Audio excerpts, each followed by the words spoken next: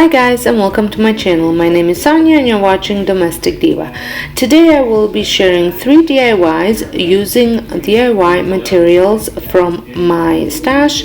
These are things that were left over or things that I've been just collecting without actually using them right up. So the first craft, the project that I'm making coasters out of these tiles that were left over from a backsplash. I've had these in my stash for several years. Now I want to make coasters square, so I will be hot gluing 2 of them together to create a square. These are marble, and I will be using some scrapbooking paper and as well as scrapbooking stamps to create the DIY.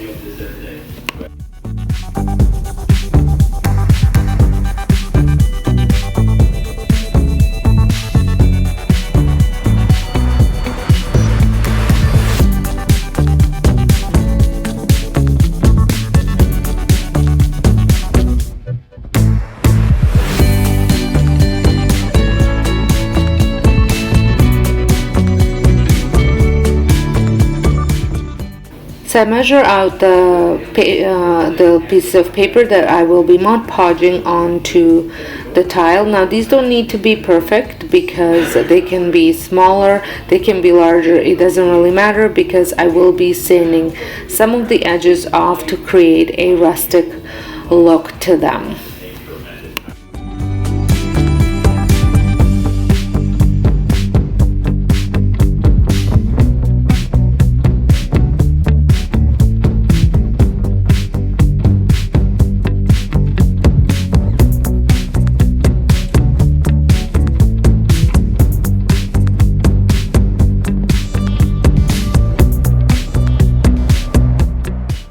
So as I mentioned, I am using Mod Podge on the bottom, and then once I stamp them, I will also Mod Podge on top.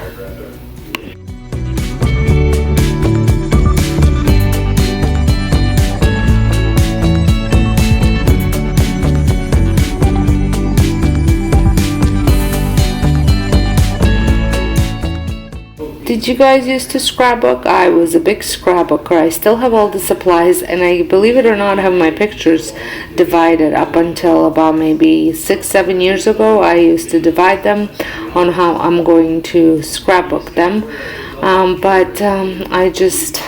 don't want to say I haven't had time for it, because obviously I have time for all of these, so I could make time for the crafts, for the scrapbook too, but I don't know. Well, maybe I will get back to it.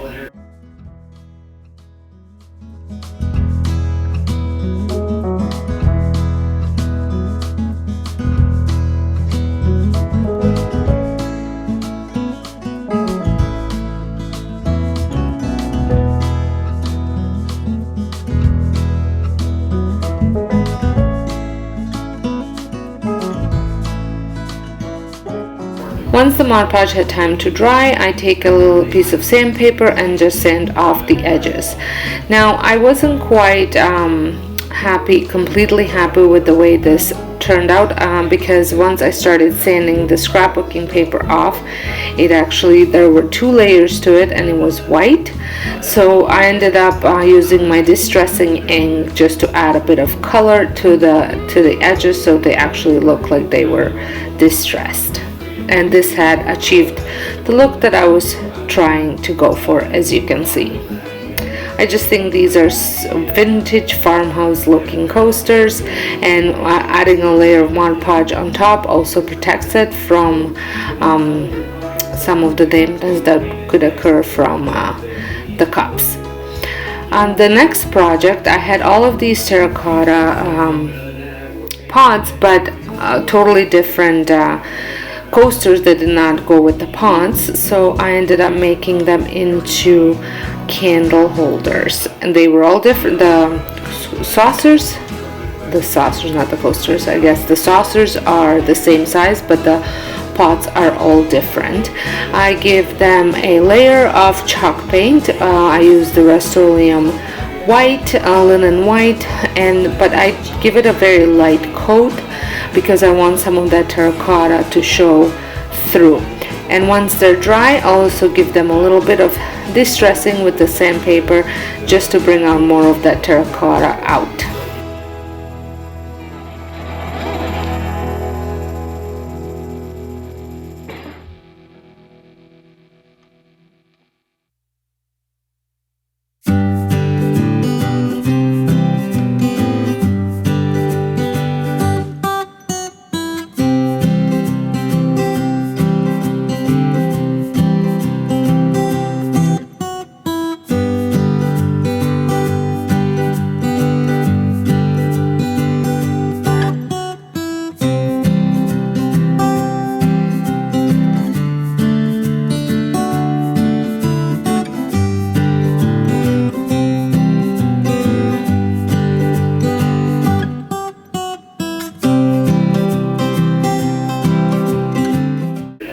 So here they are. I think they turned out really cute, and I love how distressed they look with the terracotta color showing through.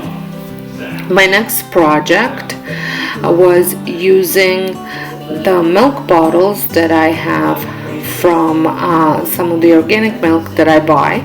It's a local milk that you can buy. Now these are returnable. I just haven't returned them, so I figured might as well use them. So I give them a coat, 2 coats actually, of that chalked linen white paint.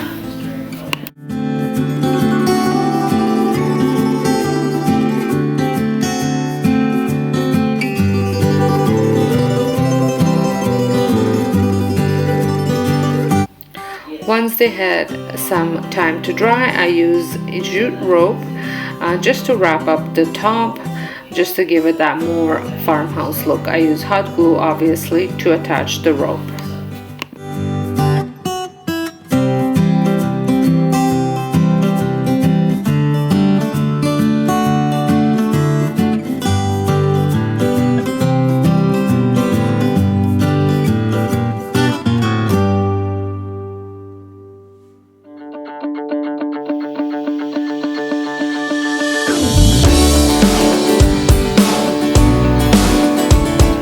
And here it is.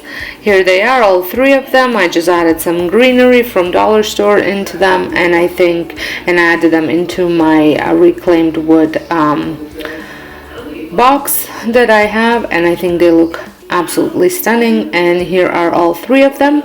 Well, I hope you enjoyed this video. If you did, give me a thumbs up. If this is your first time stopping by, I would love it if you gave me a thumbs up, subscribe, press that notification bell, and yeah, thank you so much for watching, and until next time, hope you guys have a wonderful day and stay home and stay safe. Higher and higher, I'm gonna raise the flag. Fire